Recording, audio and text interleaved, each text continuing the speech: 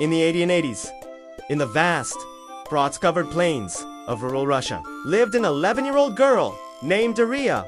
Her village was a world of white, where the winter wind was so sharp it felt like a knife. While the wealthy landowners wore thick furs, the village woodcutters and their children suffered from cracked, bleeding hands and frostbite because their simple cloth mittens could not stop the biting dampness. Daria noticed a waste problem at the logging camps. Piles of discarded birch bark that had been stripped from the trees and left to curl and rot in the snow. These were considered useless debris. She also noticed the community's struggle with old, greasy wool scraps that were too thin for clothing and were usually tossed into the fire. Daria realized that birch bark was naturally waterproof and its many layers trapped air perfectly. She began gathering the flexible bark and softening it near the stove, then lining it with the greasy wool scraps.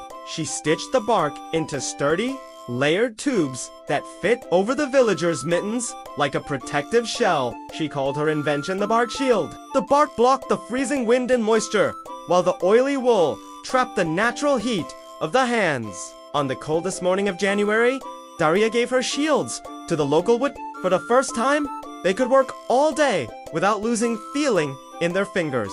Daria turned the forest's trash into a shield for her people. She proved that even a piece of discarded bark can hold the warmth of a hearth if you have the vision to wrap it around a need.